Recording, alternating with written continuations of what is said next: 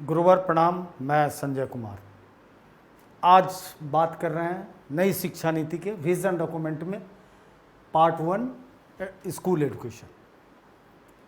तो पीछे जो कुछ भी हम लोगों ने पढ़ा कि what is the fundamentals philosophy of new education policy 2020, उसके फंडामेंटल्स क्या थे। यानी सबसे पहले मैं बताया कि how this policy is different from another 2 policies. दूसरी चीज़ मैंने बताया कि क्या किन चीज़ों का अर्ज करता है, किसका आग्रही है नई शिक्षा नीति। तो बताया कि जो हमारा नॉलेज ट्रेडिशन है उसका कहीं ना कहीं रिवाइवल करता है, उसका कहीं ना कहीं रिफ्लेक्शन है, और उस चीज़ों को बिल्कुल आउटराइटली रिजेक्ट नहीं करना है। जहाँ तक पॉसिबल है उसको लेकर, उस पैटर्न को लेकर आगे हमको बढ़ना है। थर्ड थिंग्स मैंने बताया कि what is the basic concept, fundamental philosophy क्या चाहता है सोशल जस्टिस से लेकर, और तमाम प्लुरलिस्टिक सोसाइटी के कैरेक्टर्स, कॉन्स्टिट्यूशनल वैल्यूज़, जो प्रेम्बल्स है कॉन्स्टिट्यूशन का, उद्देशिका है, प्रस्तावना है, वो डालता है। रिस्पॉन्सिबिलिटी, सेंस ऑफ रिस्पॉन्सिबिलिटी लाने की बात करता है कि कर्तव्य हमारा क्या होनी चाहिए, केवल ओनली राइट की बात नहीं करता है। फिर टीचर्स के ऊपर क्या बोलता है, what is the quality of teachers, what is the value of the teachers. तमाम यात्राओं से होकर अब हम विजन डॉक्यूमेंट स्कूल एजुकेशन पे आते हैं। फिलॉसफिकल पार्ट बहुत एनालिटिकल मिजाज का है, बाय नेचर और एनालिसिस है, जिसको मैं अच्छी तरह से अपने ओर से पढ़ाने का प्रयास किया हूँ। उस एनालिसिस को आप समझेंगे जो आपके आंसर्स को बहुत रिलेवेंट बनाएगा और आपको भटकने नहीं देगा। बार बार उस वीडियो को सुनना है। और यहाँ से टेक्निकल चीज़ें शुरू होती है जो बहुत सहज है, इसमें बहुत आपको माथापच्ची की ज़रूरत नहीं है। लेकिन इससे पहले जो है वो कहीं ना कहीं अब्स्ट्रैक्ट बाय नेचर, वो अमूर्त है। कॉन्क्रीटनेस उसमें लाने के लिए री एंड री पढ़ना होगा और नोट्स बनाने होंगे कि क्या है इंडियन नॉलेज ट्रेडिशन को कैसे ले रहा है। चीज़ें रिपीट है लेकिन क्या कैसे अप्रिशिएट कर रहा है, तो वो एप्रिसिएशन कैसे इम्प्लीमेंट होगा, इसमें कैसे देखेगा, कैसे करिकुलम में जाके वो सेट करेगा और अल्टीमेटली इम्प्लीमेंट होगा थ्रू सिलेबस। तो ये तय है कि आने वाले सिलेबस में इंडियन नॉलेज ट्रेडिशन को जगह मिलने जा रही है। तो इन चीज़ों को ठीक से आप करेंगे और कहीं घबराएंगे नहीं। मोर देन इनफ आपको बताया जा रहा है। शायद मैं विगत 2 वर्षों से न्यू एजुकेशन पॉलिसी पढ़ा रहा हूँ, लेकिन इन डेप्थ इतना मैंने यूनिवर्सिटी प्रोफेसर के लिए भी नहीं पढ़ाया है जितना आपको बता रहा हूँ। तो भाग 1 स्कूल एजुकेशन, ठीक है। पहले आपने संकल्पना पढ़ा, इंट्रोडक्शन पढ़ा, अब हम भाग 1 में आते हैं। तो यह नीति 10+2, पहले अभी तक शिक्षा क्या थी 10+2, यानी 10वीं पहली क्लास से लेकर 10वीं और 11-12। ये कहाँ से आई थी ये चीज़, बिफोर डैट क्या थी। तो पहले अंग्रेज ने शुरू किया और मुदलियार आयोग ने भी उसी को रहने दिया। 11+1+2, तो 2 1 3 और 11, तो 14 ईयर्स का कॉलेज एजुकेशन तक था, ठीक है। 11 क्लास होता था हायर सेकेंडरी, देन 1 साल का इंटरमीडिएट और 2 साल का ग्रेजुएशन था। बाद में ये 3 साल का होता है और ये ऐसे ही रहता है 11+1। लेकिन कोठारी आयोग 10+2 का कॉन्सेप्ट लाया। क्या लाया 10+2 का कॉन्सेप्ट, तो उसको बताने से एक मेरे गुरु का सवाल था कि वो आप लोग बहुत स्लो हैं भेजने में, उसको डेटास को भेजने में बहुत स्लो कर रहे हैं, और उसका परिणाम ये हो रहा है कि बन ही नहीं रहा है बैंक। अब एक ने कहा कि सर हम लोग कॉमर्स के हैं, कुछ कॉमर्स वाले के लिए कीजिए।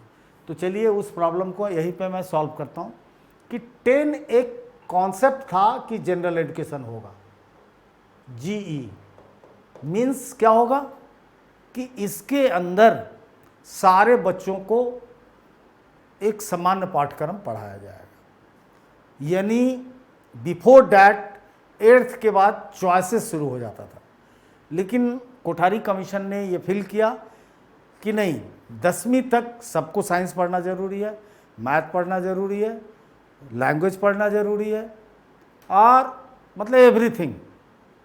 उसके बाद स्पेशलाइजेशन की ओर जाएगा। 3 स्ट्रीम निकलेंगे इससे, इंटरमीडिएट इन आर्ट और ह्यूमैनिटी, एक ही चीज़ होती है इस लेवल पे। कॉलेज एजुकेशन में ह्यूमैनिटी अलग चली जाती है, लैंग्वेज एंड लिटरेचर हो जाती है, और सोशल साइंस में आर्ट सब्जेक्ट आ जाते हैं। लेकिन स्कूल एजुकेशन में इसमें बाइफॉर्गेशन नहीं किया गया।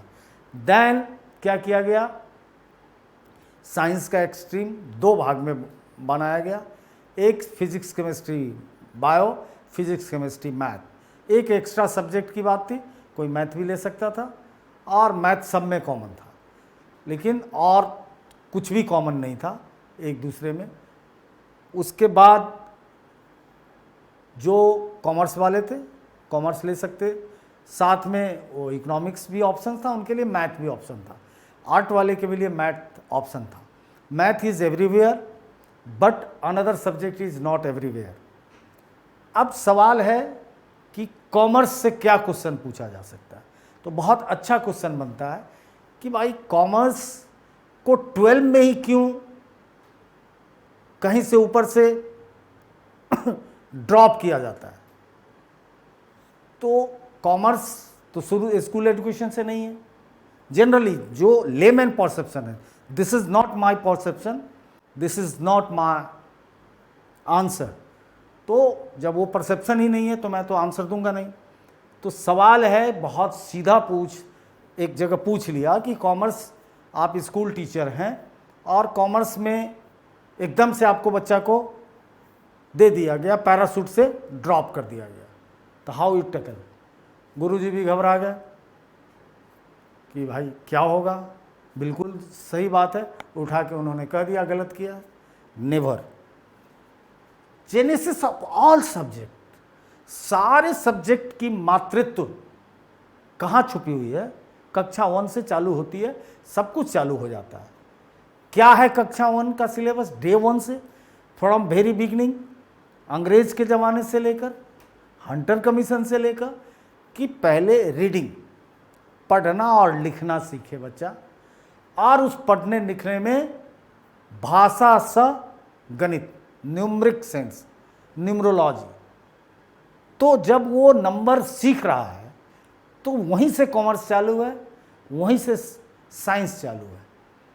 इसके बाद 2005 के करिकुलम में इन्वायरमेंट को किया गया, उसके अंदर सारे सब्जेक्ट को डाला गया, और धीरे धीरे धीरे धीरे 6 के बाद बाइफॉर्गेट किया गया। इकोनॉमिक्स इंट्रोड्यूस हुआ, is a part of commerce, math is a part of commerce, because himself math is divided in 4 units. First is the, पहला क्या? Arithmetic. Arithmetic is divided in 2 parts. First is the number system, second is the commercial mathematics, जो आगे चल के interest आप पढ़ ही लेते हो, कंपाउंड इंटरेस्ट आप पढ़ ही लेते हो, everything all are the part of commerce. उसके बाद देन आप इंग्लिश पढ़ते हो, economics, it is also the part of commerce, it is a part of business studies. Then आप लिटरेचर पढ़ते हो, it is also the medium of expression of any subject. तो commerce में एड ऑन होता है, तो तीनों में एड ऑन होता है। आर्ट में भी स्पेशलाइजेशन एड ऑन हो जाता है, हिस्ट्री अलग चली जाती है, पॉलिटिकल साइंस अलग चली जाती है, सोशियोलॉजी अलग चली जाती है। लेकिन बिफोर दैट 10वीं तक ये नहीं है, एक साथ सोशल स्टडीज़ है। अपना चॉइस अब यहाँ एक्सप्रेस करते हो कि पॉलिटिकल साइंस चाहिए, सोशियोलॉजी चाहिए, या हिस्ट्री चाहिए, या साइकोलॉजी चाहिए, या ज्योग्राफी चाहिए, इसका एक क्लब बनाते हो 2-3 सब्जेक्टों का। उसी तरह उधर फिजिक्स अलग हो जाता है, केमिस्ट्री बायो अलग, मैथ अलग, बायो फिर टू पार्ट्स में डिवाइड हो जाता है। तो सब और यहाँ कॉमर्स के हिस्से में मात्र 2 न्यू सब्जेक्ट मिलता है, ओनली 1 न्यू सब्जेक्ट मिलता है, अकाउंटेंसी। तो अकाउंटेंसी की ही पढ़ाई 10वीं से नीचे नहीं होती है। तो उसी तरह हिस्ट्री भी नहीं होती है उतना डीप रूटेड, उतना सिस्टमेटिक, बस जस्ट एक बेसिक ज्ञान है। अकाउंटेंसी के लिए बेसिक ज्ञान क्या है? अरिथमेटिक, तो वो है अरिथमेटिक पूरा पुख्ता से है। अलजेब्रा भी थोड़ा बहुत रेयर, जो बहुत ब्रिलियंट कॉमर्स का कुछ होता है वहाँ ज़रूरत पड़ती है, काम अरिथमेटिक से चल जाता है, जो 10वीं स्टैंडर्ड तक भरपूर दे जाता है। तो आपको मात्र एक सब्जेक्ट आप में अकाउंटेंसी ऐड होता है। तो आप ये कभी नहीं कह सकते हैं कि कॉमर्स को ऊपर से पैराशूट से ड्रॉप कर दिया गया। दिस इज ऑल्सो अमलगमेटेड, वो मिला हुआ है इन सारे सब्जेक्ट में, और आगे 3 पार्ट में उसका स्पेशलाइजेशन हो जाता है। अब सवाल रहेगी कि कॉमर्स से कैसे सवाल पूछेंगे, वो मैं एक्सपर्ट एडवाइस में बात करूंगा, लेकिन मूल सवाल आपके का प्रॉब्लम सॉल्व कर दिया। तो इसमें ये व्यवस्था थी। इस व्यवस्था में क्या था कि 5th क्लास में बच्चे स्कूल का मुंह देखते थे और 12 में पास आउट हो जाते थे। 5 साल में 5th ईयर में स्कूल में वो आते थे और 18 साल में वो आउट कर दिए जाते थे। नाउ 18 इज कांस्टेंट, 18 आज भी है, आउट 18 पे ही होंगे, लेकिन इसको एक्सपेंड कर दिया गया कि अब बच्चे हमारे 30 साल के होंगे तो एजुकेशन स्कूल सिस्टम में आ जाएंगे। अब ये मैटर डिबेट का है कि क्या कोई पूछता है कि ये सही है या गलत है, ये आपके गट्स के ऊपर है, नंबर नहीं कटेंगे। ये डर बहुत लोग फ़ोन करते रहते हैं। यूपीएससी में भी मैं देखता था, सर सरकार के खिलाफ बोलूँगा, वो बोलूँगा, हमले यार आईएएस टॉप करके आया हुआ है। पॉलिसी अगर गलत है, तुम्हारे अंदर गट्स होना चाहिए। गट्स कुछ नहीं है, मैं करोगे जाके तो क्या मिल जाएगा वहाँ? कुछ नहीं मिलना है। गट्स है, अगर आप टीचर हैं, if you have a such a long experience, such a deep knowledge रखते हैं, यू डिजर्व, तो कह देंगे कि सरासर ये गलत हुआ है। गलत किस लिए हुआ है? ये तो ठीक है कि child care early education is a good thing, no doubt ये होना चाहिए, लेकिन इसके लिए भी हमने सिलेबस बना डाला। तो अगर इसके लिए सिलेबस बनाया तो दुनिया के किसी भी डेवलप कंट्री में 5 साल से पहले सिलेबस नहीं पढ़ना है। तो टैगोर यहां सही हो जाते हैं कि फैक्ट्री का वो भोंपू बजता है, मजदूर पहुंचता है अपना रोटी लेके और 8 घंटा खटता है, 9 घंटा, और फिर घर लौटता है। तो जब उसका मेंटल आप आर्ग्यू करते हो कि ये 5 साल में थॉर्नडाइक को उठा के कह देते हो कि 85% मेंटल डेवलप हो गया, तो बिफोर डैट आप कच्चे दिमाग को डिसिप्लिन में कैसे लाओगे? बट नेचुरल है, हिंदुस्तान को मैं भी जानता हूं और आप भी जानते हैं और इंटरव्यू लेने वाले भी जानते हैं, कितने लोगों में वो ममता है, औरतें ही होंगी तो कितने में है वो कैपेसिटी की 6 महीने की ट्रेनिंग के द्वारा देश का भविष्य उसके हाथ में होगा। वो चीपों बच्चे करेंगे, कोई पोटी करेगा, कोई लड़ेगा, कोई रोएगा, और कितना उसके इमोशन पे जो इम्प्रिंट छोड़ोगे, जो आजकल क्रेच में लोग वो प्ले स्कूल में भेजते हैं। ठीक है, प्ले स्कूल में पैसा लेता है या ऐसा करता है, लेकिन वो भी एक क्राइम है, क्योंकि बाउंड्री में तो आप डाल ही दे रहे हो। इनसाइड द बाउंड्री का मतलब है कि उसके दिमाग में डाल रहे हो कि इसके बाहर आउटसाइड जो वर्ल्ड है उससे तुम एलिनेट उसके दिमाग को कर रहे हो, उससे कनेक्ट नहीं कर रहे हो, जो रूसो भी अलाउ नहीं किया, टैगोर भी नहीं किया। अब बात करें कि ये बात हिंदुस्तान में एग्जिस्ट कर रही है, ये नई बात नहीं है, ये चूंकि अब मेन स्ट्रीम में आया है, अभी तक इस पर बिल नहीं आया है, तो ये आ जाएगा right to education, automatic suo motu एक प्ली में आ जाएगा। क्योंकि जब अंडर द स्कूल सिस्टम अब हमने ले लिया है 3 साल से, तो एक्सपेंड हो गया राइट टू एजुकेशन, और गवर्नमेंट कह रही है कि उसके लिए हम आंगनवाड़ी, बालवाड़ी और जहाँ जहाँ बाल वाटिका पॉसिबल होगा हम करेंगे। वो करते करते 5-7 साल लगेगा, लेकिन इस मार्केट को लूट लेगा, जो लूट ही रहा है प्राइवेट सेक्टर। और इतनी भीड़ हो जाएगी। फिर और सिखाओगे, कहते हो भाषा सिखाऊंगा, न्यूमरोलॉजी, साफ रहना, ये करना, तो ये बच्चे में सबसे बड़ी जो दिक्कत आएगी कि ये मिस्टेक नहीं करेंगे, डर जाएंगे मिस्टेक करने से, करेज खत्म हो जाएगा। जब बच्चे में गलती करने की क्षमता खत्म हो जाएगी तो टैलेंट की हत्या होगी। चूंकि डूइंग विथ मिस्टेक आज तक वर्ल्ड में इसको कोई नहीं काटा है। दुनिया इतनी सुंदर इसलिए है कि मिस्टेक के बदौलत हम यहाँ तक पहुँचे हैं। कोई भी टेक्नोलॉजी मिस्टेक से पहुँचती है। इसको मैं अलग से पढ़ाऊँगा, यहाँ से चीज़ों को ले लिया हूँ, जस्ट बताता हूँ। तो अगर मद्दा आप में है तो कह सकते हैं यह गलत हुआ है। चूँकि केयर करना ठीक है, यहाँ आए बच्चा खेले हंसे, एक ग्रुप मिल जाएगा, घर में माँ बाप कहाँ हैं, कोई लेबर है, कोई मजदूर है, तो उसको मौका मिलेगा कि बच्चे आएंगे, सेफ रहेंगे, खाएंगे, खेलेंगे और एक दूसरे से बात करेंगे, चले जाएंगे और एक्सपीरियंस से कुछ ना कुछ सीखेंगे। लेकिन इसके लिए सिलेबस एनसीईआरटी ने दे दिया। सबसे पहले ये सिलेबस आ चुका है, वो क्राइम है। अमूमन ये होना चाहिए कि ढेर सारे खिलौनों का गांव बना दो, बच्चे जाते ही कूदते फांदते खूब खेले, ढेर सारा एप्पल, मिठाई, फल डाल दो, टॉफ़ी तो हेल्थ के लिए नहीं है, दांत के लिए, जो कुछ भी है, कुरकुरे, मुरमुरे, सस्ती चीज़ें डाल दो, छोटे छोटे पैकिंग कर दो और उसको खेलने दो खूब, धूल मिट्टी बालू पानी सनने दो उसको। लेकिन आप जाके वेलकम करना है, उसके हाथ को धुलवाना है, फिर बैठाना है और तमाम एक्टिविटीज़ कराना है जहाँ डिसिप्लिन आ जाएगा, जहाँ बिना डांटे हिंदुस्तान के टीचर रह नहीं सकते हैं और वो आजीज आ जाएगी देसी भाषा में, मतलब इतनी परेशान हो जाएगी और वो टीचर इतने को मैनेज नहीं कर पाएगी कि उसको क्या सैलरी दोगे, ये भी आप जानते हो, आंगनबाड़ी में क्या इतना पुअर ट्रेनिंग दोगे, किसी तरह से वो इग्नू से पास कर जाएगी, कहीं से भी कुछ भी लिख के, उसे कुछ भी पता नहीं होगा और अल्टीमेटली पेरेंट्स खुश होंगे, जस्ट क्या होगा, हेड ऑन ऑफ रिस्पॉन्सिबिलिटी, और ये भविष्य के लिए अच्छा नहीं है। अब अपना अपना आंसर आप बना सकते हो, जिसको बोलना है भविष्य के लिए अच्छा है तो बोलना, अगर मेरे जैसा इंटरव्यूअर होगा तो जानना, तो देख लो जो बोलना है। क्योंकि आइडियली पूरे वर्ल्ड में मैं बहुत चौंका हूँ, इस सारी समस्या का जड़ क्रिएट करेगा ये मेरे स्ट्रीम में आके, और टीचर मिलना नहीं है इस सिस्टम में। तो 5 साल इज़ गुड एनफ। यहाँ 85% डेवलप हो चुका है, 15% धीरे धीरे होगा और इमोशनल डेवलपमेंट स्टार्ट हो जाएगा। तो this is a good idea. बेवकूफ़ नहीं है इंग्लैंड अमेरिका कहीं भी कि 5 साल से स्कूली एजुकेशन को 5 साल 6 साल, बहुत जगह 7 ईयर्स है।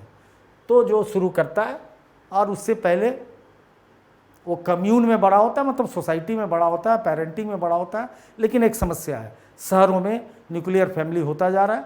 तो एक तरह से प्रॉब्लम को हेड ऑन करोगे रिस्पॉन्सिबिलिटी से तो वो रिस्क होगा। हम इतने धनी देश नहीं है कि हम बहुत अच्छा प्ले स्कूल बना देंगे। Play school is a totally different thing, main stream of school is a totally different thing. उसका प्ले नाम ही है, गा के गीत करके सुन के डांस करके बच्चे अच्छा करते हैं। बहुत सारे दिल्ली के प्ले स्कूल अच्छा कर रहे हैं, कई जगह मैं चीफ गेस्ट के रूप में गया हूँ तो देखा हूँ और अर्ज भी किया हूँ कि इसको पढ़ाने की गलती मत करो और डांटने की। तो ये सरकारी सिस्टम में ये संदेहात्मक स्थिति है, क्योंकि अभी तक एक डिबेट फिर है कि हमने क्या पाया, आज से तो शिक्षा नीति है नहीं।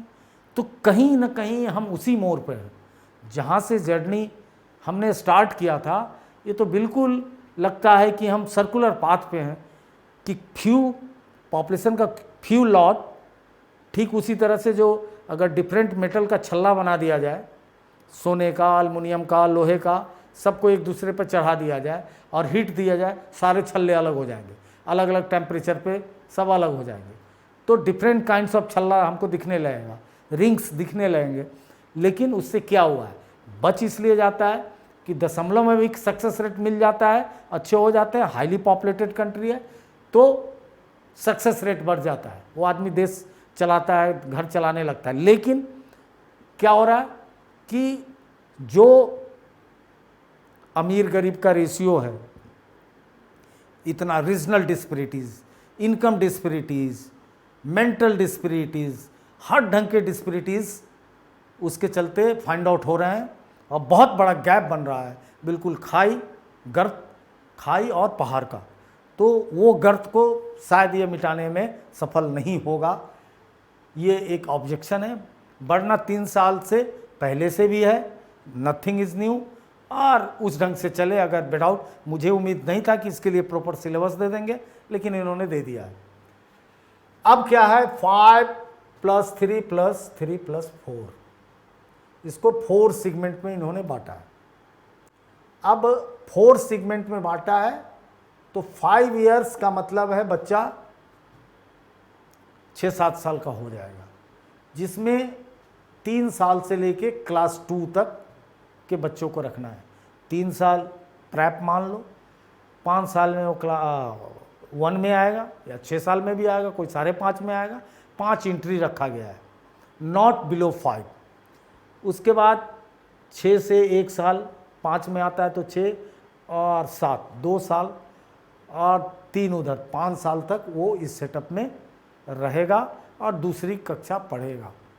यहीं पे विद्या प्रवेश या निपुण लगेगा क्लास 1 में, जो सब जगह से डाइवर्ट होके आंगनवाड़ी से आएंगे, उनको फिर स्पेशल ट्रेनिंग देकर सबका एक लैंग्वेज और एक न्यूमेरिकल एबिलिटी एक कर दिया जाएगा, और तब जाके वो क्लास 1 में उसी में वो ट्रेनिंग चलता रहेगा और वो आगे बढ़ेंगे।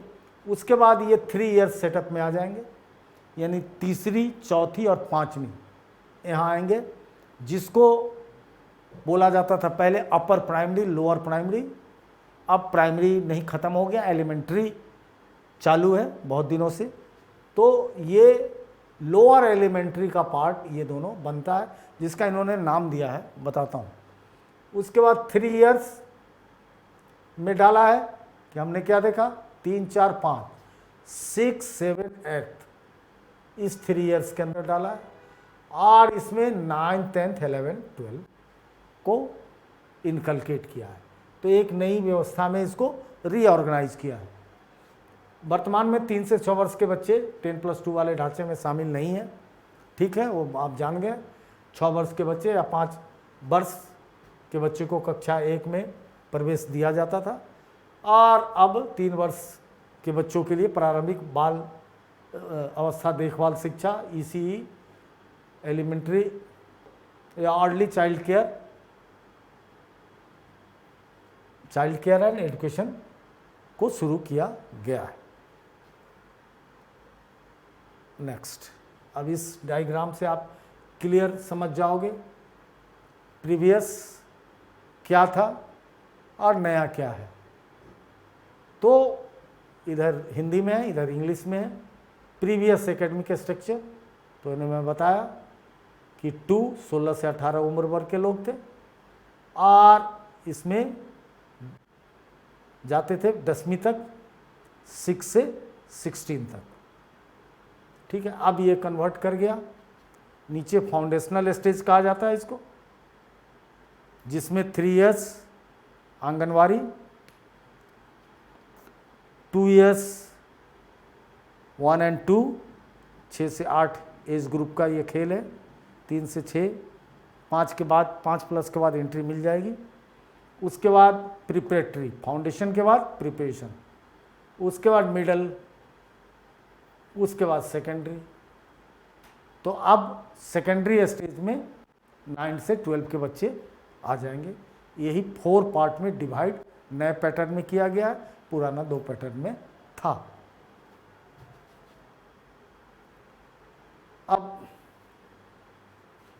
अब मैं आ गया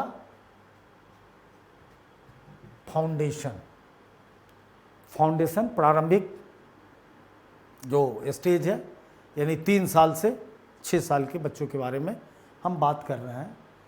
तो वही बात है कि over 85% of the children cumulative brain development occurs period the age of 6।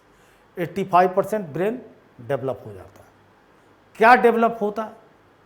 तो बाय बर्थ हेरिडेटरी माना गया कि बुद्धि वो लेके आता है, विवेक लेके आता है मोस्ट ऑफ द चाइल्ड। तो कभी भी आंकड़े में एक्सेप्शन की बात नहीं की जाती है, जो उसका प्रेजेंस एवरीवेयर। इसके बाद देन, इसलिए इस ब्रेन डेवलपमेंट फेज में इनका मानना है कि साइकोलॉजिस्टों का मानना है कि इंटरफेयर कर जाना चाहिए। किसको? स्टेट को, क्योंकि अल्टीमेटली स्टेट के पास एजुकेशन है।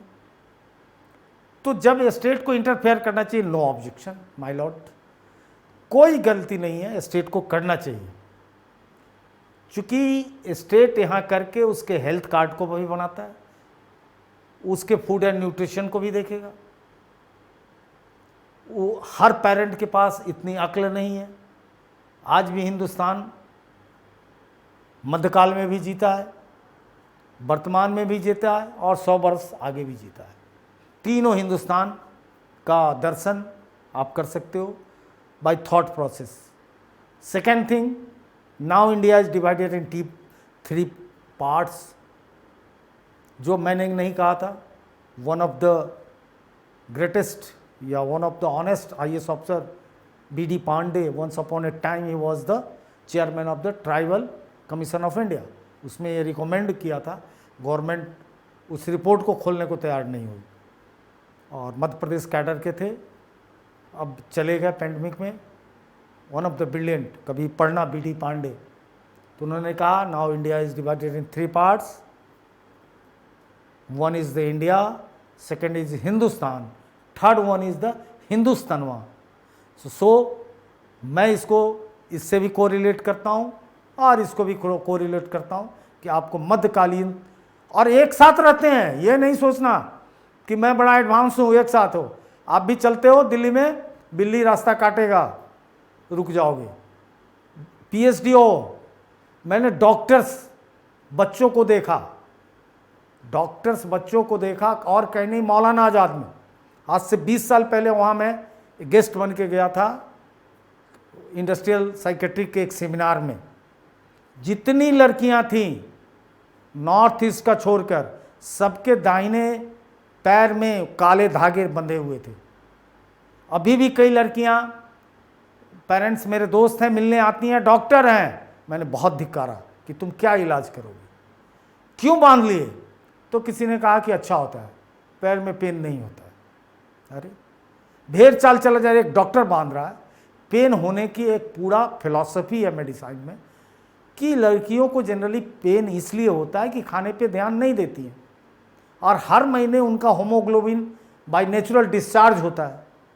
तो डिस्चार्ज होमोग्लोबिन होता है, होमोग्लोबिन लड़कियों का वैसे भी रेंज कम रखा गया है, होता है। तो थोड़ा ऐसे आयरन युक्त भोजन करना चाहिए, कैल्शियम युक्त भोजन करना चाहिए, वो करती नहीं है।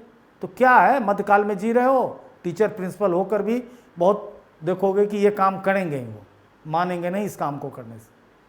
बहुत ढंग की ऐसी गलतियां। दिल्ली के किस चौराहे पे नहीं वो एक फेस्टिवल आता है जिसमें कुछ पूड़े उड़े डाल के, पानी, नारियल, बिंदी, क्या क्या करके रोड पे डालना है। They all are medieval festival. दिमाग में धर्मवाद, जातिवाद की सोच क्या है? जातिवाद तो मध्यकाल की चीज थी। This is not a character और characteristic of post modern era. इसमें तो कास्ट की कोई बात नहीं है, because post modern era is guided and ruled by the constitution of India. They not permitted you कि तुम कास्ट की भी बात करो, रिलीजन की। एक साथ लोग मिलेंगे, मैं ब्राह्मण भी हूँ, मैं ब्राह्मण में भी सारस्वत हूँ, सरस्वती नदी किनारे रह के वेद की रचना की, और जाके खा रहा हूँ, बकरे भी खा रहा हूँ, और ये भी दम्भ है, ये दलित है, इससे पानी नहीं पीऊँगा। दैट इज़ हिपोक्रेसी, ये नहीं चलेगा। तो सबसे बड़ी चीज़ ये है कि इस परिप्रेक्ष्य में सोचा जाए तो this is a beautiful thing कि एक प्लेस ऐसा होगा, एक जगह ऐसी होगी जहाँ खूब खूब खुशियाँ होंगी, तन्हाइयाँ नहीं होंगी। वहाँ बच्चे खुश होंगे, लेकिन उस खुशी के लिए उन्हें खिलौना चाहिए। कॉग्निटिव डेवलपमेंट का सबसे बड़ा पार्ट ही खिलौना है। पहले जब से राइट टू एजुकेशन ने रोक दिया कि किसी भी बच्चे का इंटरव्यू नहीं लोगे, बिफोर दैट मैंने दून स्कूल में इंटरव्यू लेते देखा है, सेरूड में इंटरव्यू लेते देखा है, नैनीताल में, सब जगह इंटरव्यू की तैयारी में कराता रहा हूँ कि सर जी मेरे बच्चों का करा दीजिए। मैं सबके प्रोसेस को देखा, ये अर्ली 30 ईयर्स पहले जब मैं ट्यूशन टीचर हुआ करता, दिल्ली यूनिवर्सिटी में पढ़ता था, मैंने जाके देखा तो वही ग्रिड चीज़ था कि एक दूसरे से फंसाकर, जिस बात की चर्चा आज मुझे हंसी आती है कि जीन पियाजे और कोहलबर्ग सब ने किया कि कैसे कॉग्निटिव कि एक दूसरे से ग्रिड पकड़ेगा, ग्रिपिंग होती है, और मीनार बनाओ, कुछ दे दिया ऐसा देख के बनाओ, ये बनवाना, कुछ क्ले दे दिया उससे कुछ बना दो, ये पैटर्न था जिसको राइट टू एजुकेशन ने कहा ये सब नाटक नहीं चलेगा, बंद किया गया। तो आप वो ढंग का माहौल दो कि बच्चों को दो कि कुछ मिट्टी से बना लो, कोई ज़रूरत नहीं पैसा खर्च करने की। हालांकि उसके बोलता है एनसीईआरटी के उस करिकुलम में कि लोकल मटेरियल यूज कीजिए, पत्तों से खेले, पत्थर से, कंकर से, किले खरीदने की ज़रूरत नहीं है, वो तो ऑलरेडी सिंथेटिक है और केमिकल है। अच्छी मिट्टी लाओ और वहाँ रख दो और बच्चे को उसे उसके साथ खेलने दो, उसे बनाने दो लोई उसका। तो ये सारी चीज़ें होनी चाहिए, पढ़ाई की तो बात ही नहीं होनी चाहिए, क्योंकि उसमें वो उसका कॉग्निटिव डेवलपमेंट हो जाएगा। एक डिबेट है कि 85% जो ये कहते हैं उस डाटा के पीछे क्या कारण है, कैसे ये क्लेम करते हैं कि इतना एब्स्ट्रैक्ट थिंग का इतना एक्यूरेट मेजरमेंट कैसे पॉसिबल है। जब मैं इस चीज़ के रिसर्च की दुनिया में गया कि कैसे क्लेम करते हैं कि 6 साल के बच्चों के अंदर ये हो जाता है, ये टीचर हो आपके मन में भी ये सवाल होना चाहिए। फिर इसका जवाब मुझे जाके मिलता है नेम चोम्स्की से, जो father of language study world में है, 96 ईयर ओल्ड, जो बोलते हैं कि हर बच्चा लैंग्वेज लर्निंग डिवाइस LLD लेके जन्म लेता है। लैंग्वेज पे बहुत काम है, रशियन स्कॉलर्स का, कोहलबर्ग का है, बहुत लोगों का काम है, लेकिन अल्टीमेट मुझे लगते हैं नेम चोम्स्की। तो नेम चोम्स्की ने क्लियर कहा है कि लैंग्वेज ही लर्निंग ऐसी चीज़ है, no one is contributing to child. बच्चे को भाषा सीखने में किसी का कोई मदद नहीं। माँ बाप मुगालते में ना रहें, न टीचर रहें। भाषा क्या है, माँ के गर्भ से ही जैसे वो बाहर आता है तो जिस दुनिया में देखता है उसको सबसे पहली चीज़ कानों में आवाज़ सुनाई देने लगती है। दुनिया तो एस्ट्रोनाइजिंग उसको लगती ही है, बट वो जो साउंड सुनता है उसको रिकॉग्नाइज करना चाहता है और उसी दिन से वो स्ट्रगल करना चाहता है कि मैं भी ऐसी आवाज़ निकालूं। इसलिए कि लैंग्वेज साइंटिस्टों ने डिक्लेयर किया, गूं गूं करता है पहले, कूं कूं, कुछ ना कुछ करना चाहता है, बुलबुले फेंकता है, करते करते जो आप बोलते हो एग्जैक्ट वो बोलने लगता है। कोई बच्चा आज तक गलती नहीं किया कि अगर आप सपोज डैट, आज तक मैं अभी भी रिसर्च कर रहा हूँ, मुझे नहीं मिला, अगर आपको मिला हो तो बताना कि सपोज डैट कि कोई बच्चा नहीं कहेगा अगर 3 चीज़ है, यहाँ रख दो, कलम, हाथ और सब्जेक्ट मैं, और पकड़ता हूँ। 4 चीज़ हो गई, क्रिया भी हो गई पकड़ने की, ऑब्जेक्ट भी हो गया। कोई बच्चा आज तक ये गलती नहीं किया कि मैं हाथ कलम से पकड़ता हूँ। अपने आप अरेंज कर देगा कि मैं हाथ से कमल पकड़ता हूँ और कलम पकड़ता हूँ। कहीं ये लैंग्वेज मिस्टेक आप नहीं दिखाओगे। क्या मिस्टेक है? तो कल्चर का टैबू है, पुल्लल बनाना भूल जाएगा, सम्मानवाचक हैं और है में डिफरेंस नहीं करेगा, लिंग में गलती कर देगा। किस चीज़ के लिंग में? जिसको नहीं देखा है। अपनी माँ को स्त्री लिंग का मतलब स्त्री है तो अपने माँ के किसी भी संबंध में लिंग का गलती नहीं करेगा, लेकिन जिस चीज़ को जाना ही नहीं वो फिर आपके थ्रू लर्निंग करता है। लेकिन एक वाक्य विन्यास की गलती कोई बच्चा नहीं करता, हर चीज़ प्रॉपर वो बोलने लगता है। पापा मैं भी चलूँगा 2 साल के अंदर क्लियर कर देता है और कहीं कोई ट्रेनिंग नहीं। तो वही डेवलपमेंट को ये मेजर कर लेते हैं कि इतनी बड़ी चीज़ दुनिया की डिकोड करता है, जबकि इस मेजरमेंट को भी मैं डाउटफुल मानता हूँ, लेकिन डॉक्यूमेंट में है इसलिए हाँ, इस पर डाउट करना आपके इंटरव्यू के लिए खतरा है। अनलेस अनटिल मेरा दिमाग लेके जाओगे तभी होगा, टीचर के रूप में नहीं होगा। इसलिए ये मत कहना कि ये डाउटफुल है, बट आपको मैं एक लीड दे रहा हूँ कि सोचो इस पर, बहुत बड़े पद पे जा रहे हो, टाइम लगाओ, पढ़ो, जब भी टाइम मिले तो देखो नेम चोम्स्की की किताबें खरीदो, अपने लाइब्रेरी में रखो, थोड़ी महंगी है बट मस्ट इंजॉय। तो वो ये आधार पे ये कह देते हैं कि ये चीज़ को मैं लाना चाहता हूँ कि ये प्रॉपर डेवलपमेंट हो। ठीक है, लाइए, लेकिन आप बिल्कुल कह सकते हैं कि उस लाने में टैगोर का नाम लेकर कि टैगोर का जो कॉन्सेप्ट है यहाँ पे ही सही है।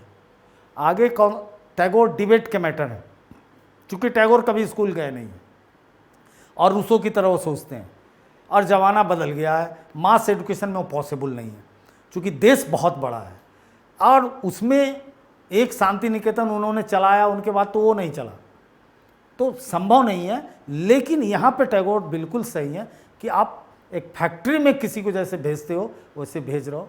ये थोड़ी सी कि इसका पाठ्यक्रम नहीं होना चाहिए, इसका करिकुलम एंड सिलेबस नहीं होना चाहिए, एक आउटलाइन होना चाहिए कि बच्चे जाएंगे क्या क्या एक्टिविटी करेंगे, और वॉच करने की बात होनी चाहिए।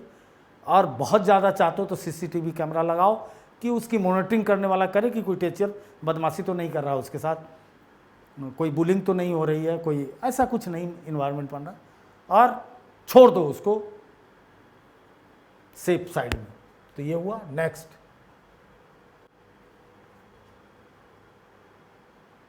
इसमें वही कह रहा है कि it is envisages that prior to the age of 5 every child will be move to the preparatory class, और बाल वाटिका क्लास 1 से पहले जो जाएगा, और वहाँ वही ECC क्वालिफाइड टीचर होंगे। टीचर शब्द भी बोलना मना है, क्वालिफाइड ट्रेनर होंगे। इस पॉलिसी में कुछ शब्द के साथ अपनी ही बात से ये पॉलिसी कंफ्यूज करा देती है कि टीचर, ये पॉलिसी कहती है कि उसके लिए टीचर शब्द नहीं यूज होगा, वो ट्रेंड होंगे, और इसलिए मैं इन लोगों को नहीं आने दूंगा DLED और B.Ed और तमाम जो है डिग्री, इसके लिए 6 मंथ का, और वो 3 उसके भी मतलब 4 पेपर होते हैं। 3 पेपर में सारे थ्योरी हैं। मतलब थ्योरी क्या है कि 2 ढंग के अंग का डेवलपमेंट है, बिल्कुल इकोनॉमिक्स की भाषा में मैक्रो और माइक्रो। छोटे अंग का डेवलपमेंट, जैसे फिंगर का ऐसे घूमना, इसके लिए कुछ एक्सरसाइज कराना। बड़े रोटो मोटर डेवलपमेंट, बड़े अंग को घुमाना। फाइन फाइन क्या बोलेंगे, आर्म्स या फाइन वो ट्रेनिंग, तो फाइन ट्रेनिंग का मतलब है माइक्रो ट्रेनिंग। ये सारा घूमना, कलई का घूमना, इस ढंग के खिलौना कराएंगे कि सारी चीज़ों का बॉडी में डेवलपमेंट होगा। और दौड़ाएंगे, थोड़ा पहिया वाली गाड़ी चलाएंगे तो रोटरी डेवलपमेंट होगा, पैर और ये सब प्रॉपर होगा। तो ये काम जो करेगा वो ट्रेनर एक तरह से होगा, मात्र 12 पास होगा, और 6 ईयर वो एक ट्रेंड आया होगी जिसके द्वारा इस काम को कराना है। इसमें अब क्लियर कहता है psychomotor ability and early literacy and numeracy, इससे विरोध होना चाहिए। यहाँ पे कह रहा है develop cognitive, affective and psychomotor ability, जिसको संज्ञात्मक, भावात्मक वेरी गुड, और शारीरिक क्षमताओं बिल्कुल वेरी गुड। जो बोला माइक्रो और मैक्रो ऑर्गन्स का एक्सरसाइज बिल्कुल सही है। ऑब्जेक्शन यही है, ये बहुत खतरनाक हो जाएगा, क्योंकि भूलेगा बच्चा कल होके, और पैरोटिंग यहीं से आएगा, यहीं से तोता रटन घुसेगा उसके दिमाग में। यहाँ तक अगर इसको रहने दिया जाए तो आपको कोई ऑब्जेक्शन नहीं। तो आप बोलेंगे ये पार्ट थोड़ा डिबेट करो जाके वहाँ पे, तो और अच्छा नंबर पाओगे कि मुझे सब चीज़ अच्छा है, लेकिन ये पार्ट से वही प्रॉब्लम होगी जब हम पहली क्लास से नहीं सिखा रहे हैं। पूरी दुनिया में ये फेनोमेना है, वर्ल्ड वाइड यूनेस्को कहता है कि प्रारंभिक जो रीडिंग है और ये न्यूमेरिकल एबिलिटी है, ये पूरे वर्ल्ड में बहुत पुअर है। इसके लिए पूरे वर्ल्ड में एटलीस्ट निपुण चलाया जा रहा है, और सस्टेनेबल डेवलपमेंट गोल में जब पूरे 7वीं 8वीं तक नहीं कर पा रहा, तो ये नन्ही सी जान, प्यारी सी जान पे क्यों ये बोझ डाल रहे हो यार। तो ये इसका खाली विरोध करना है। और सब चीज़ अच्छा है, मध्याह्न भोजन में आ गया हो, बहुत अच्छी बात है।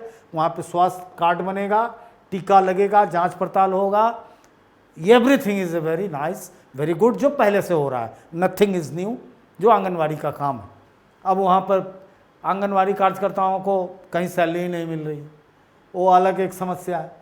और दूसरे के बच्चा को अपने दुख में 2-3 थप्पड़ वो खींचेगी।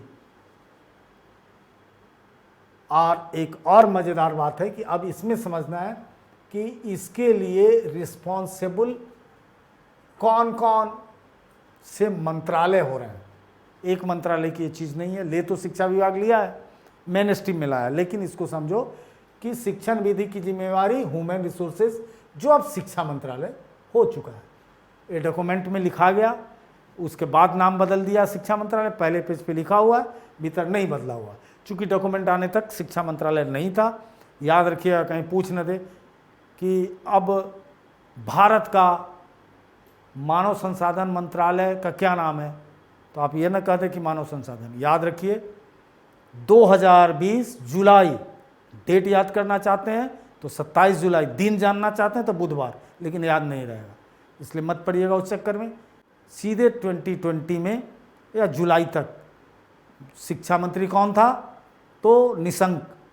तो निशंक साहब ने इसको रिलीज़ किया और एक ही काम किया गया कि उस दिन इस मंत्रालय का नाम HRD से शिक्षा मंत्रालय कर दिया गया। केंद्र में, राज्यों में अभी फिर पॉलिटिक्स है, उसमें अपना अपना कर दिया गया।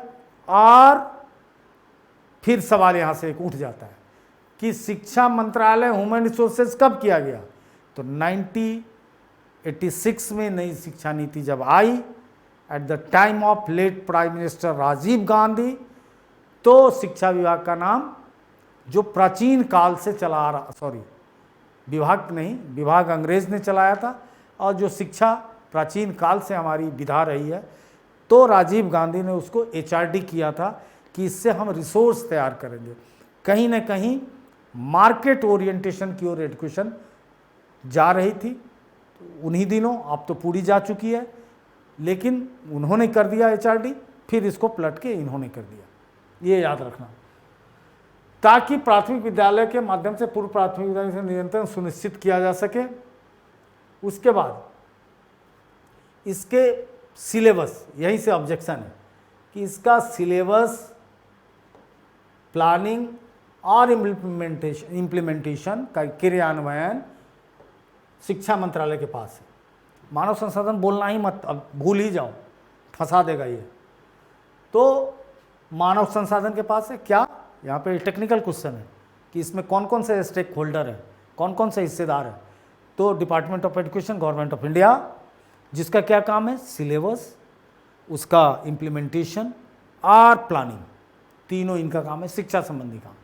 इसमें दूसरा महिला और बाल विकास मंत्रालय है, चूँकि उसकी संपत्ति बच्चा है तो इसके लिए फुल फ्लेजेज एक मंत्रालय है। महिला मतलब वीमेंस एंड चाइल्ड केयर। और तीसरा स्वास्थ्य और परिवार कल्याण मंत्रालय।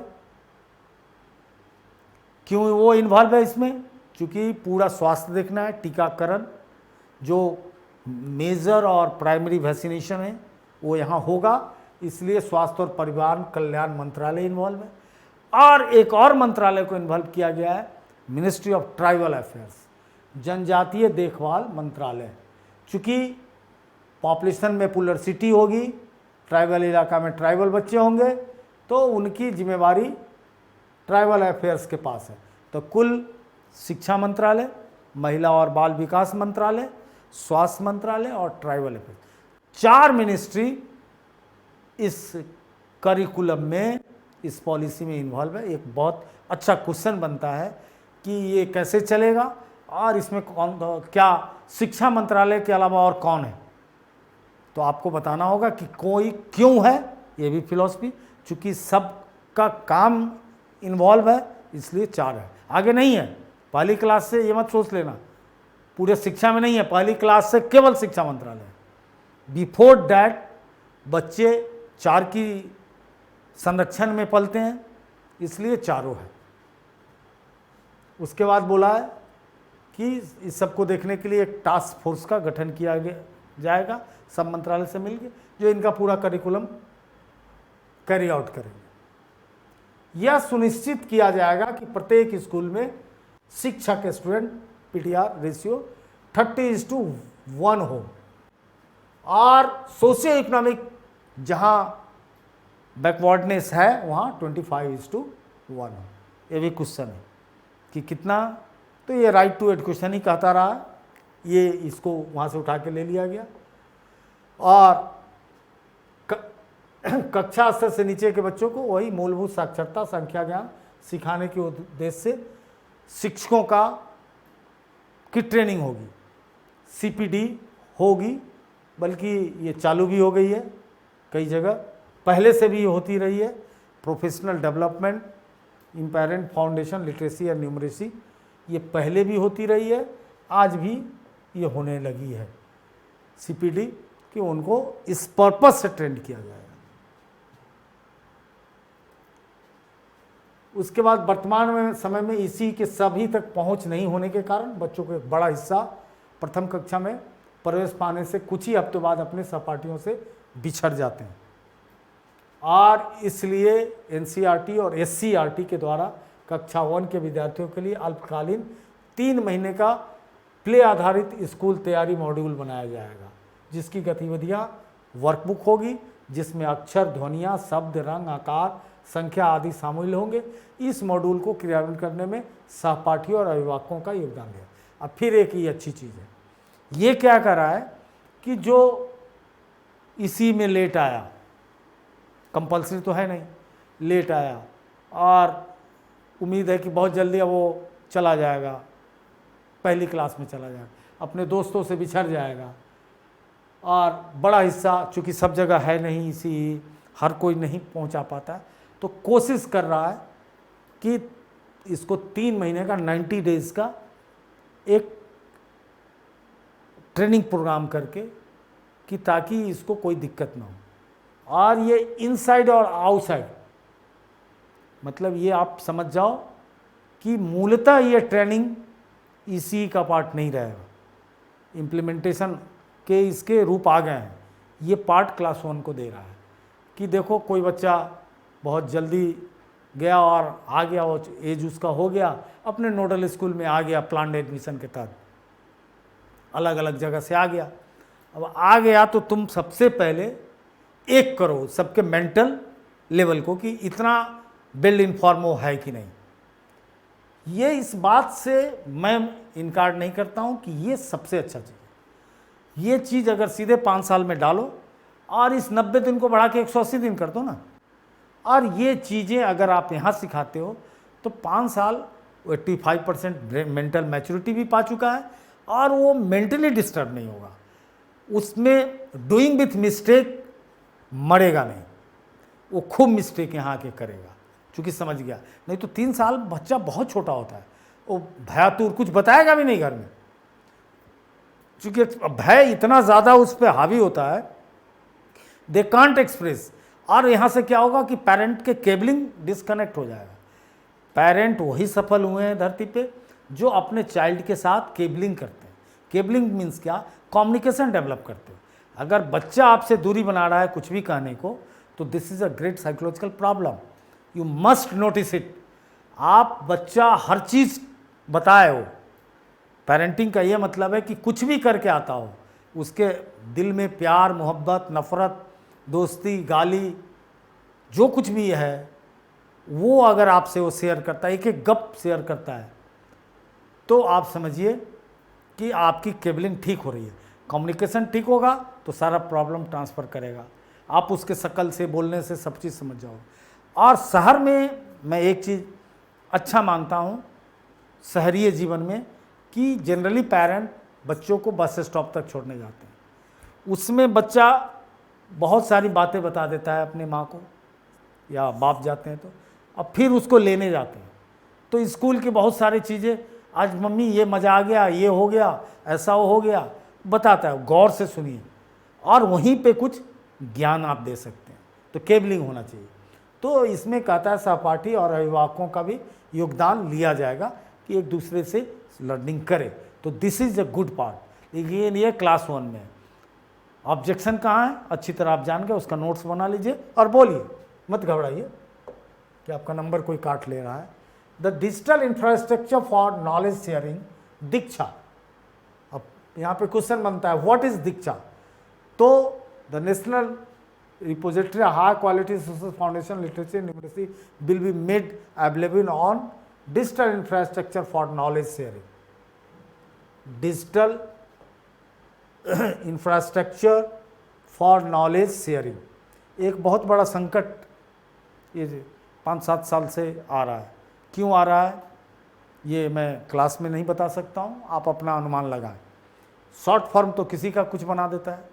आपने बचपन से पढ़ा होगा, जब तक इसके रूल्स हैं कि एब्रिविएशन, जो बहुत अच्छी चीज़ है कि एब्रिविएशन जानो, डिक्शनरी है सबके थ्रू।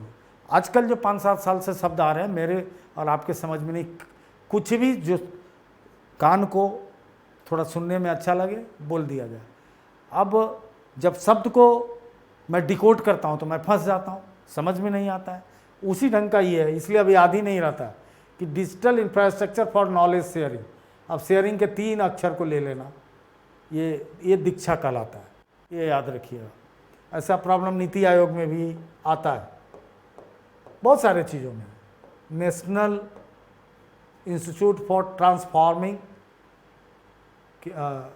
नीति इंडिया, NITI, नेशनल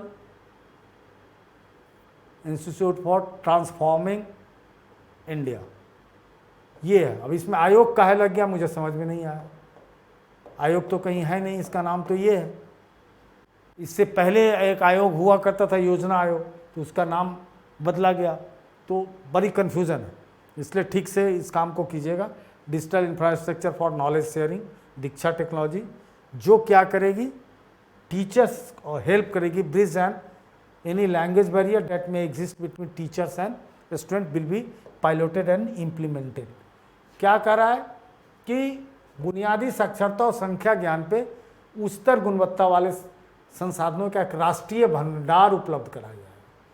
तकनीकी दखल को शिक्षकों के लिए मदद के रूप में पहले प्रयोगात्मक किया जाएगा, फिर पूरे देश में लागू किया जाएगा, जिससे कि लैंग्वेज बैरियर स्टूडेंट और टीचर के बीच ना रहे। इसके लिए दीक्षा है। दीक्षा क्यों है? लैंग्वेज बैरियर को ख़त्म करना। चूँकि सारे लैंग्वेज को थोड़ी आज़ादी इसमें दी गई है, तो अब हर चीज़ का एक बैंक बन रहा है और वहाँ से वो शेयरिंग होगा। नेक्स्ट,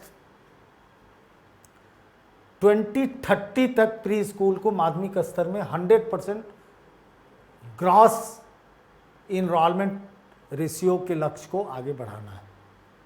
बिल्कुल 2030 तक, ये हमारा आंकड़ा नहीं है या हमारा संकल्प नहीं है, ये किसका है? सस्टेनेबल डेवलपमेंट गोल जो यूनेस्को का है, उसके तहत है। और इसको हम, कुछ ऐसा नहीं हुआ बूढ़ा, प्रकृति नहीं की तो पा जाएंगे, इसमें ये यूटोपिया नहीं है, बिल्कुल पा जाएंगे 100%।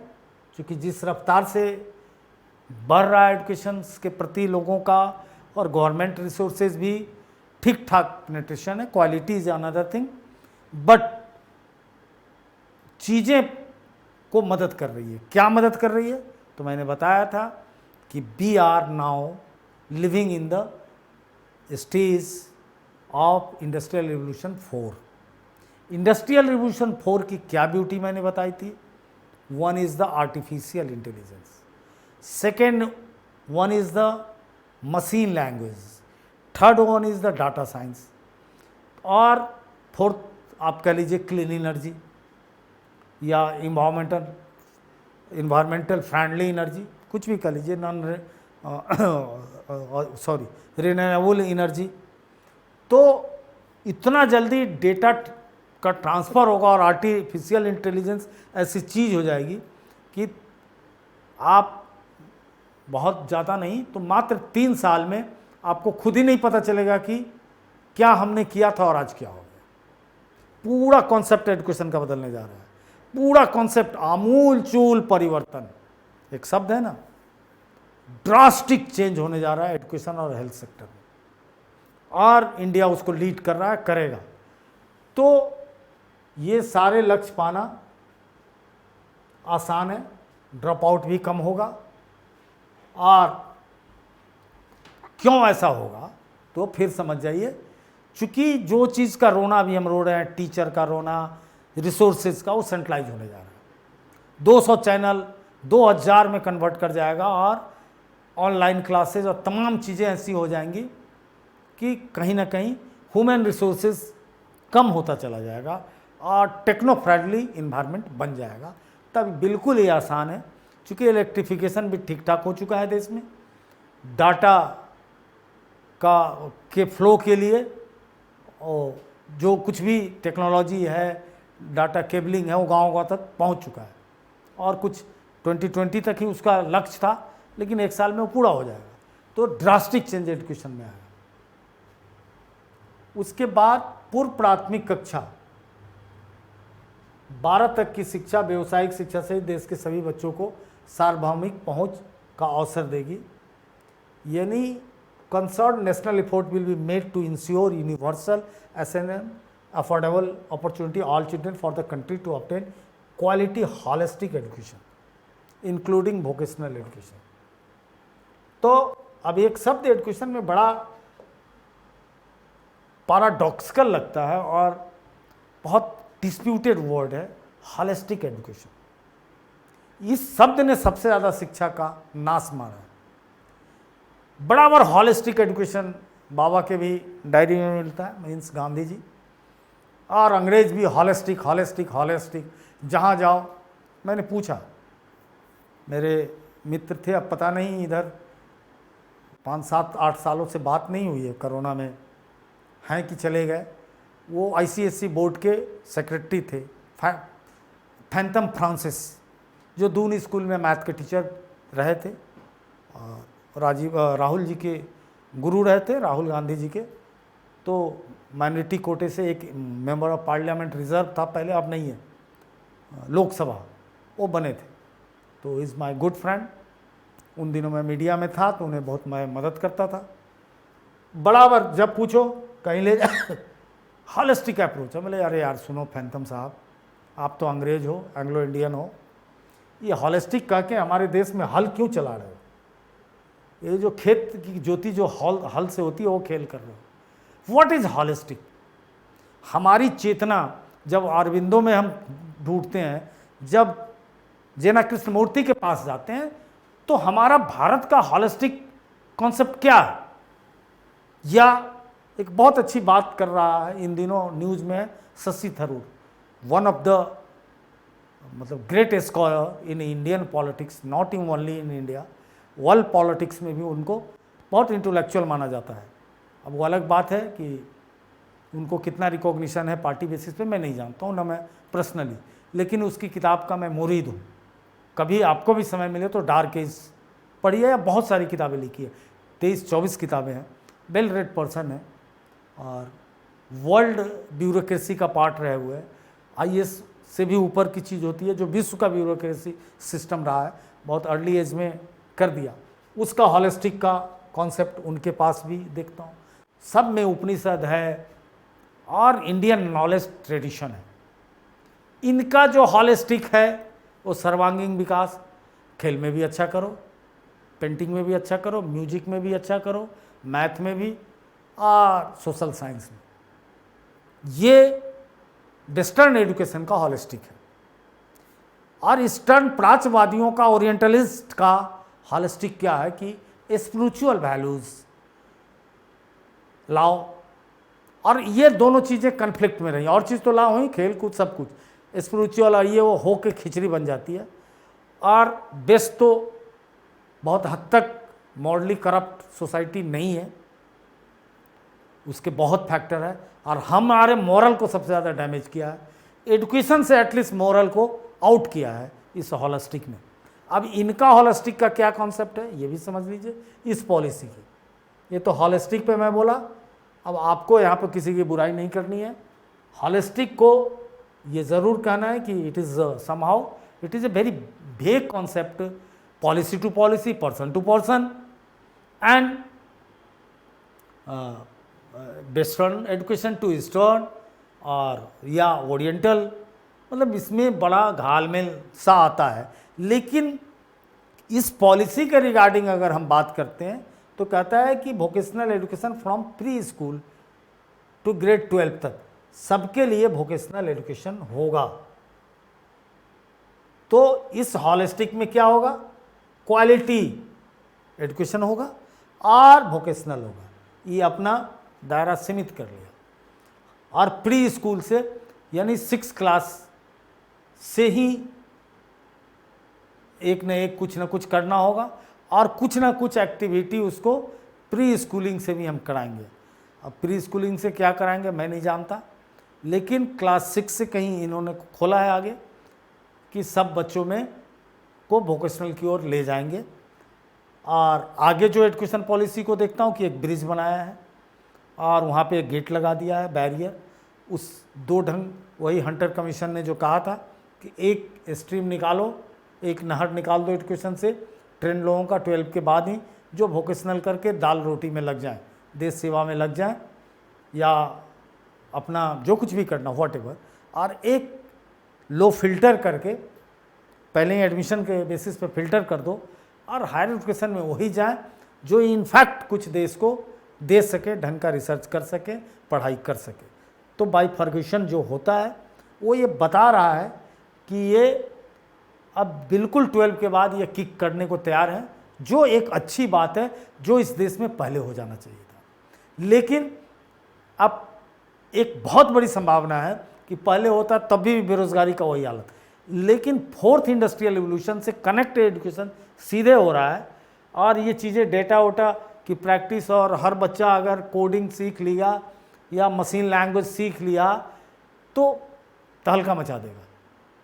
इसमें कोई दो मत नहीं है कि इस बार शिक्षा रोजगार से मिसमैच नहीं होगी। इसमें केवल शिक्षा का योगदान नहीं है, ये भारत के 75 वर्षों की आज़ादी का योगदान है, ऐसे समाज का योगदान है जो अब एकत्रित होकर एक बहुत बड़ा अपॉर्चुनिटी मैं देख रहा हूं एटलीस्ट। उसके बाद कुल मिला के 2 पहल की जाएगी। बच्चों को विद्यालय में वापसी, आगे के बच्चों को ड्रॉप आउट होने से रोका जा सके, यानी स्कूल में फिर से ड्रॉप आउट वाले को लाना पहला प्रभावी और पर्याप्त बुनियादी ढांचा प्रदान करता है ताकि सभी छात्र इसके माध्यम से प्री प्राइमरी स्कूल से कक्षा 12 के स्तरों पर सुरक्षित और आकर्षक अट्रैक्टिव स्कूल एजुकेशन पा सकें। इसके अतिरिक्त प्रत्येक स्तर पर नियमित शिक्षण उपलब्ध कराने के अलावा विशेष देखभाल की जाए, सुनिश्चित की जाए कि किसी स्कूल में अस्थापना की कमी न हो। डिफिशिएंट ऑन इंफ्रास्ट्रक्चर सपोर्ट, तो किसी स्कूल में ढांचागत सुविधा की कमी ना हो। There are 2 overall initiatives that will undertaken to bring children who have dropped out back to school and to prevent further children from dropping out. The first is to provide effective and sufficient infrastructure. कैसे रोकेंगे हम drop out को? तो ये कहता है कि provide effective and sufficient infrastructure so that all students have access to safe and engaging school education at all level for pre-primary to 12। अब ये इंफ्रास्ट्रक्चर डिकोड होता है कि अच्छा वर्कशॉप होगा, सब चीज़ के ट्रेनर होंगे, प्रॉपर टीचिंग होगा, ताकि इंफ्रास्ट्रक्चर का एक उसका सेंस मिस करता है। लोग सोचते हैं अच्छा भवन, टेबल, बेंच, डेस्क जो दिल्ली में हो रहा है, ये पॉलिसी उस बात की बात नहीं करती। ये पॉलिसी कहती है कि सफिशिएंट इंफ्रास्ट्रक्चर यानी सब कुछ, उसमें ह्यूमन रिसोर्सेज मतलब ट्रेनर, टीचर्स, एवरीथिंग, कि ऐसा मिले कि कोई आदमी खाली नहीं रहे, जिसको जिसमें रुचि है उसमें भाग ले। ये इसका कहने का मतलब है। और regular train teacher at stage special care shall be taken ensure that no school remain deficient in school. तो ये एक अच्छी है। अगर पॉलिटिकल विल है तो स्कूल का भाग बदल सकता है, एक स्कूल बहुत बड़ी चीज हो सकती है। सरकारी स्कूल की विश्वसनीयता फिर से स्थापित की जाएगी। अब ये सब बातें सुनने में अच्छी नहीं लगती। अपने ही से आप कह रहे हो credibility of the government school. अरे आप लोगों ने ही इसको तो अनक्रेडिबल बनाया है। हम सब तो गवर्नमेंट स्कूल के प्रोडक्ट हैं। मात्र लिबरलाइजेशन के बाद 1990 के बाद आपने मजाक किया एजुकेशन सेक्टर और हेल्थ सेक्टर के साथ। बिफोर डैट क्या थे? अंग्रेज़ तो आपको इतना बढ़िया कितना भी गाली दें, लेकिन कुछ चीज़ तो जो बना के गया थोड़ी हमसे बनेगा। इतना बढ़िया मॉरल एजुकेशन बना के गया था सिस्टम कि सब तो हम लोग उसी में थे।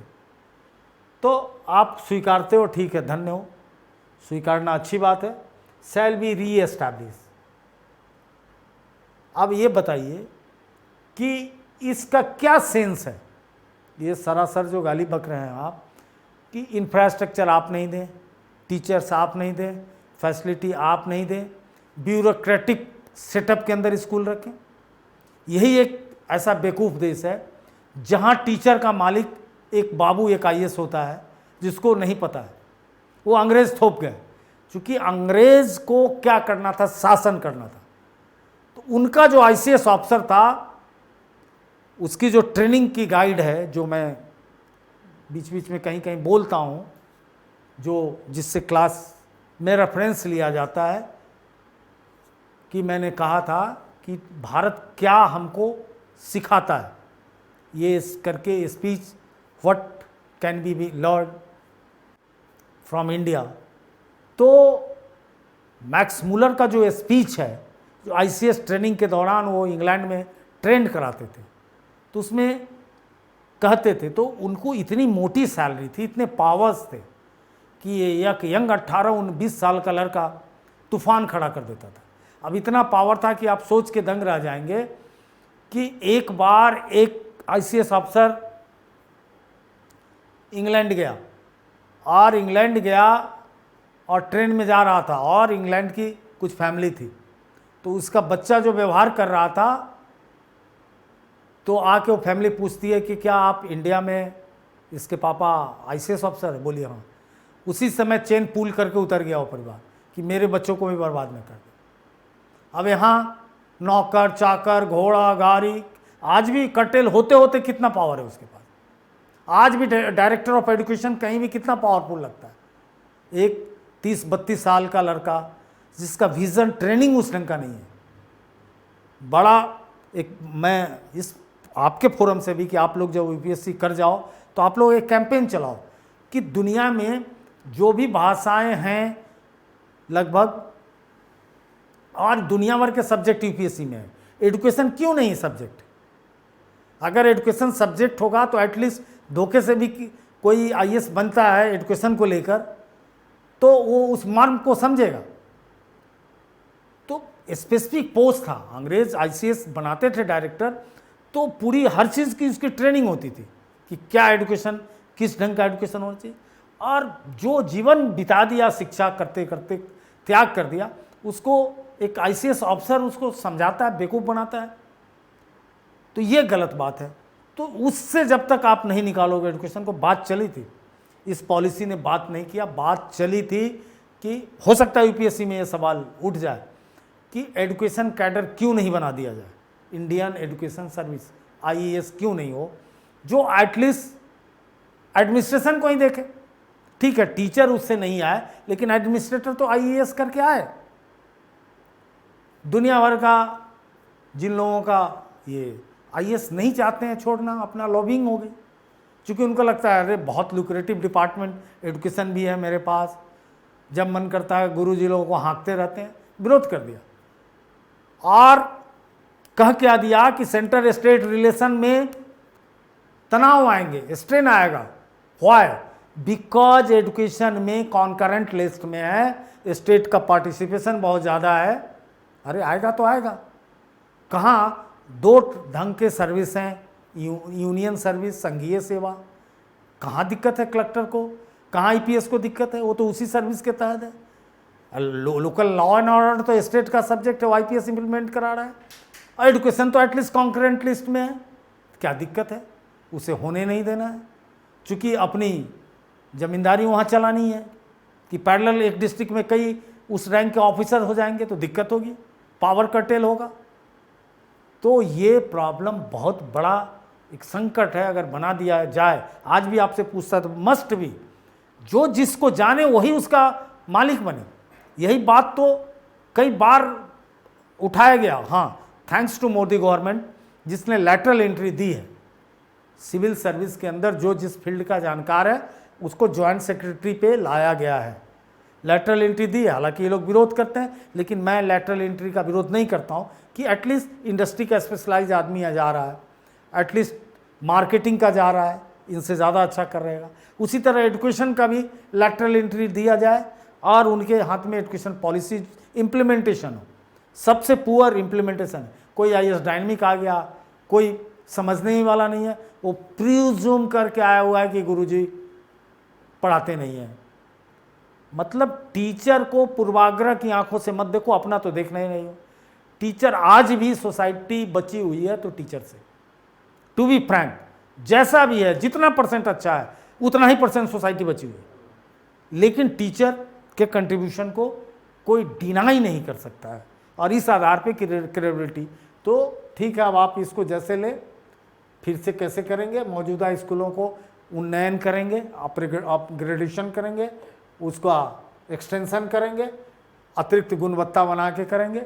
छात्रावास हॉस्टल विशेषकर बालिका के लिए बहुत अच्छी बात है, जिसको इन्होंने शुरू कर दिया है। प्रधानमंत्री श्री स्कूल योजना में यही बात आई है।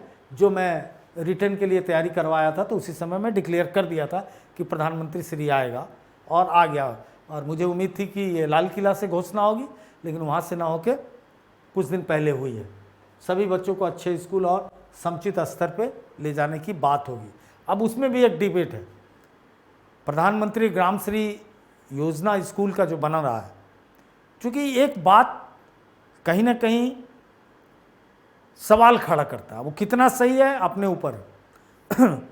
जब DP सिंह की सरकार थी 90s में, तो कमीशन रिव्यू करने के लिए 1986 को आचार्य राममूर्ति आयोग आया।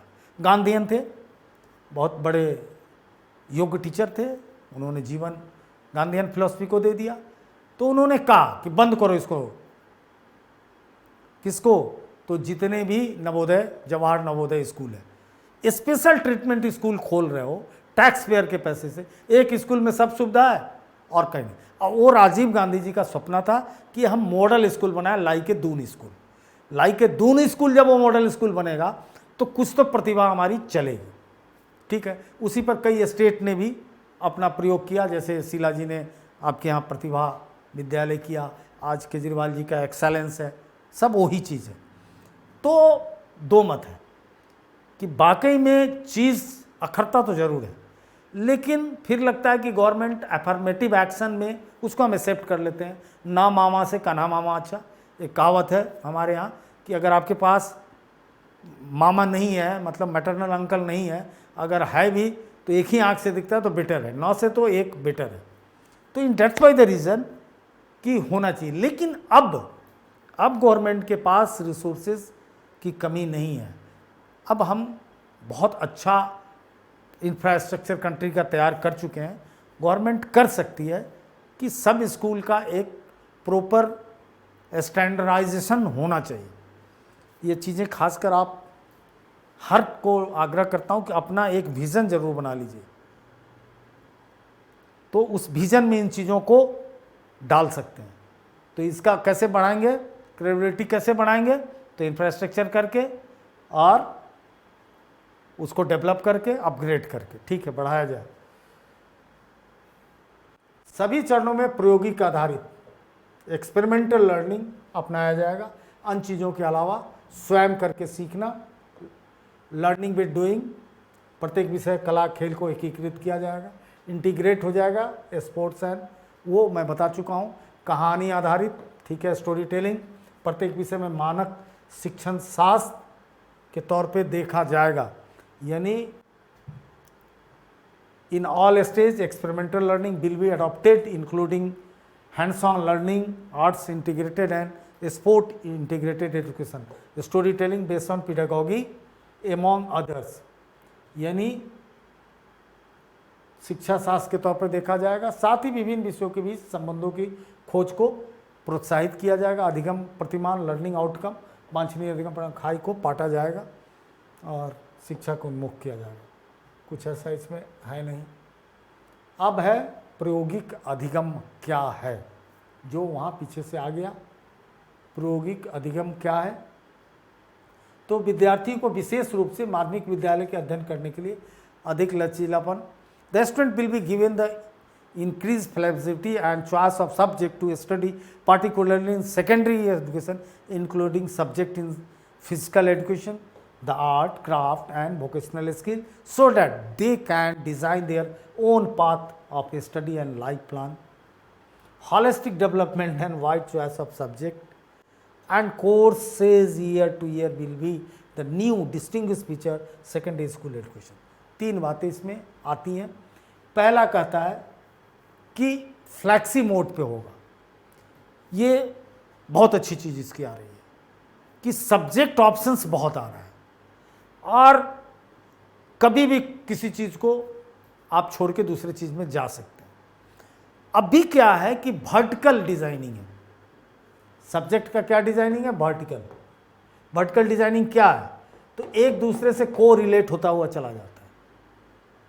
हिस्ट्री है तो घटनाओं को कोरिलेट करता है 10वीं तक, फिर 11 से स्पेशलाइज हो जाता है, मान के चलता है कि यहाँ वाला कुछ नहीं हिस्ट्री जानता है। फिर 6 में भी अशोका की चर्चा है, फिर लेकिन हाँ रिसोर्सेज अलग हो जाते हैं, एंगल अलग हो जाते हैं, बहुत इन डेप्थ चला जाता है। चूँकि 11-12 तो स्पेशलाइजेशन है, मैं पहले बोल दिया कि सब्जेक्ट बाइफर्गेट कर जाता है। तो ये बाइफर्गेशन को ही कहीं ना कहीं जेना कृष्णामूर्ति और विनोबा भावे बोलते हैं। विनोबा जी तो बहुत गजब बोलते हैं। हनुमान कूद, जो लंका में कूदे थे कि एकदम से यहाँ पढ़ा रहे हो, एकदम से सब्जेक्ट में डाल दिए और उसके बाद वो गृहस्थ जीवन में भी चलाए, कोई अनुभव नहीं जीवन का हो सका, तो मीनिंगलेस हो जाता है चीज़ें। तो ये चीज़ को, वर्टिकल चीज़ों को कहीं ना कहीं हॉरिजेंटल करने की कोशिश की गई है। पैरेलल कई चीज़ें चलेंगी, तो इससे क्या होगा, बच्चा को मन नहीं लगा कुछ दिन हिस्ट्री पढ़ के छोड़ देगा, तबला बजाना सीखने लगेगा।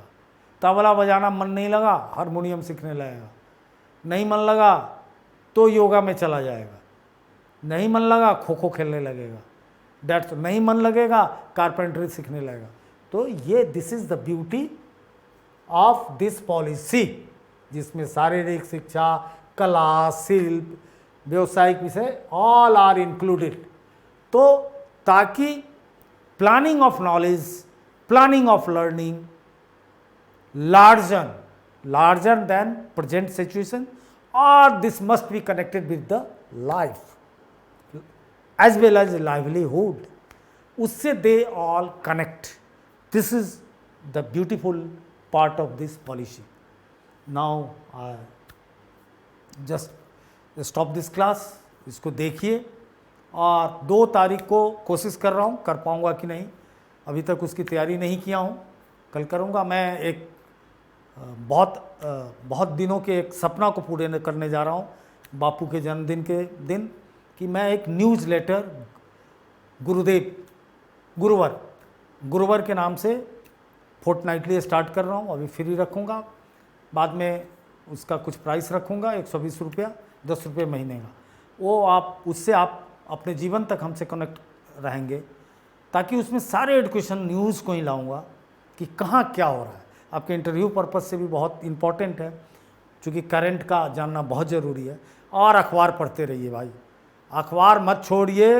यूपीएससीएफ कहीं करंट पे घूम गया, किसी महिला गुरु से पूछ लिया। कल बहुत बड़ा हिस्टोरिकल डिसीजन आया सुप्रीम कोर्ट का अबॉर्शन पे, सब अखबार में एडिटोरियल है और जयकारा हो रहा है सुप्रीम कोर्ट का। महिला राइट के फील्ड में एक बहुत बड़ा अचीवमेंट है, इसलिए बढ़िया से उस आर्टिकल को, आज के अखबार को पढ़ के एबॉर्शन पॉलिसीज़ को समझिए और उसके पक्ष और विपक्ष में जो बोलना है बना लीजिए। ये लीड है और 2 अक्टूबर को उसको ज़रूर देखिए। कोशिश का उसको फिर डालेंगे इसी पे, यूट्यूब पे फ्री में रहेगा, यूट्यूब चैनल पे देखिए और क्लास का आनंद लीजिए। और इंटरव्यू टेंटेटिव 6 तारीख से शुरू हो जाएगा, उसकी भी घोषणा मैं कर ही दूंगा मंडे तक फुल। लेकिन आप लोग तैयार रहिए मुखर्जी नगर में मुलाकात करने को।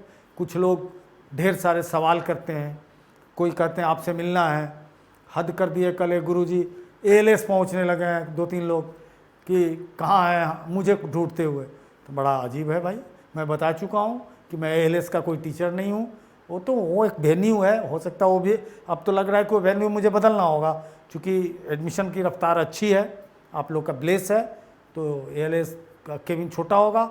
और हम लोग सोच रहे हैं कि मल्टीपल कैमरा से करूं, जो एक कैमरा वादा किया था, और 2 इंटरव्यू एटलीस्ट मॉक करूं, 3 छोड़ भी दूं कैमरा के लिए, 2 की रिकॉर्डिंग जरूर हो कि डे 1 में आप क्या थे और हमसे क्या सीख के गए। तो ये सब भी प्लानिंग है, मतलब इम्प्रूवमेंट हो रहा है, जो वादा किया था स्ट्रेट फॉरवर्ड उससे ज़्यादा देता है, और आप लोग का ब्लेस रहा तो उससे ज़्यादा दूंगा। तो भेंट तो होगी मुखर्जी नगर में ही, प्लेस तो वही होगा, वेन्यू हो सकता है कि चेंज करना पड़े। अब बड़ा हॉल सा हम लोग देख रहे हैं कि जिसमें पूरा लाइट फाइट कैमरा सब कुछ हो, वैसी व्यवस्था में लगे हैं। मेरा अपना भी इंस्टीट्यूट है जो कीका, वहीं पर ले जाऊंगा, अभी क्लास उसमें चल रहा है, लोग पढ़ाते हैं, मैं तो वहाँ एक इंट्रोडक्टरी क्लास लेता हूँ, और जनरली वेराइटीज़ ऑफ क्लास है, UPSC के अलावा सब कुछ है। तो देखते हैं, अभी सब लोगों को टीम रिसर्च कर रही है। और इम्पॉर्टेंट कि सब्जेक्ट आप देते रहिए, कॉमर्स वाले आप समझ गए, उस एंगल से कॉमर्स की पढ़ाई कीजिए। और बहुत सारे आप लोगों के व्यक्तिगत क्वेश्चंस होते हैं, तो चिंता मत कीजिए। अभी तो मुझे 1 मिनट फुर्सत नहीं है बात करने की, चूँकि बहुत डेप्थ में मैं चीज़ों को लाता हूँ। लेकिन आप अपने सवाल को मनीष जी को बताइए, घर के भी बात जो कुछ लोग करना चाहते हैं वो समस्या बताइए, मैं उसका आंसर आपको फ़ोन पे भी दे सकता हूँ, मनीष जी से भी ज़रूरत हुआ तो मैं खुद फ़ोन पे बात कर लूँगा, ऐसा कोई कसम खा नहीं रखा है। जय हिंद।